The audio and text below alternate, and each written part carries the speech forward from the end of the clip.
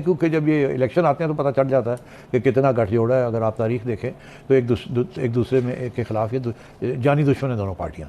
مگر اب خان صاحب نے آ کے اپنے لیے جگہ بنا لی ہے, اور وہ جگہ اس لیے بنائی ہے کہ بہت سے لوگ مایوس ہو گئے ہیں دونوں سیاسی جماعتوں سے. اور میں آپ کو بتاؤں یہ 30 سال سے ایک پروپیگنڈا چل رہا ہے.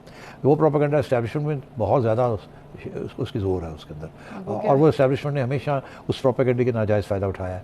اور ایک پیپلز پارٹی گورنمنٹ کو نکالا اور نواز شریف کو لے آئے, پھر نواز شریف کو نکالا اور پیپلز پارٹی کو لے آئے. اور ہر دفعہ جب کسی کو نکالتے ہیں, یہ اسٹیبلشمنٹ نکالتی ہے, تو ان کے اوپر الزام چوری کا لگتا ہے. چور کہہ کے نکال دیا, دوسرے کو لے آئے, پھر اس کو جب نکالا تو کہا یہ بھی چور ہے, پھر واپس اس کو لے آئے, کہا نہیں یہ ٹھیک ہو گیا, پھر کہا نہیں ٹھیک نہیں, چور ہے, پھر نکال دیا. چور چور چور, یہ تو اسٹیبلشمنٹ کرتی رہی ہے. خان صاحب نے اس کا پورا فائدہ اٹھایا ہے. اور اب صورتحال یہ ہے کہ وہ کچھ حد تک یہ جو پرسیپشن ہے یہ بیٹھ گئی ہے. اس لیے نئی فوج جو آئی ہے وہ اب نئے لیڈرز دیکھنا چاہتی ہے. ان کو ڈینسٹک پالیٹکس پسند نہیں ہے. خواہ ڈائنیسٹک پالیٹکس نے بہت سی قربانیاں دی ہیں, خصوصاً پیپلز پارٹی نے بہت قربانیاں دی ہیں, اس میں کوئی شک ہی نہیں ہے. مگر پھر ہمیشہ یاد رکھیے گا کہ ووٹ بھٹو کا تھا, بھٹو کے بعد بے نظیر کا تھا, وہ بھی بھٹو تھی.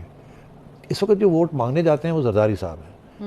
اور آپ کو نہیں یاد, یو ٹو ینگ, بٹ جب زرداری صاحب اور محترمہ اکٹھے تھے اور وہ حیات تھی, تو اس وقت بھی تنقید محترمہ پہ نہیں ہوتی تھی, زرداری صاحب پہ زیادہ ہوتی تھی. زرداری صاحب میں بڑی تبدیلی آئی ہے, بہت میچور ہو گئے ہیں. اس وقت بے نظیر سیاست کرتی تھی, اب زرداری صاحب کرتے ہیں. زرداری صاحب کی سیاست بڑی پرو اسٹیبلشمنٹ سیاست ہے. یہ سبق زرداری صاحب نے سیکھا تھا, کیونکہ یہ بحث چل رہی تھی تو وہاں بھی اس کے اوپر دو رائے تھی.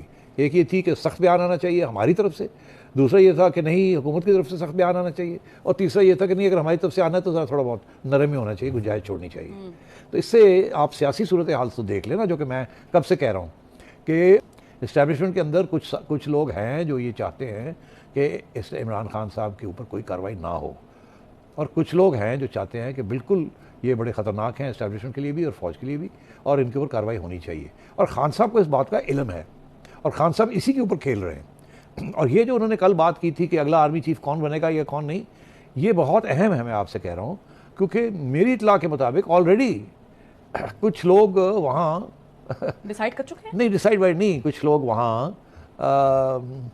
اپنا جو موقف ہے خان صاحب کے اوپر, کچھ لوگ نرم رویہ اختیار کر رہے ہیں اور کچھ لوگ سخت. اور یہ ساری بات خان صاحب تک پہنچ رہی ہے, اگر پہنچائی نہیں دی جا رہی تو پہنچ رہی ہے. اس سے مراد یہ ہے کہ ہم آپ کے ساتھ ہیں, اور کچھ کا یہ ہے کہ یہ آپ کے خلاف ہے اور ہم آپ کے ساتھ ہیں. اس لیے خان صاحب آلریڈی آئیڈینٹیفائی کر رہے ہیں ان کے اپنے ذہن میں کہ کون سے لوگ ہیں جو میرے خلاف ہیں اور کون سے لوگ ہیں جو میرے حق میں ہیں, تاکہ اگر کسی کو ٹارگٹ کرنا پڑے بائی نیم تو وہ کر سکیں. تو میں یہ سمجھتا ہوں this is a very dangerous game for the establishment.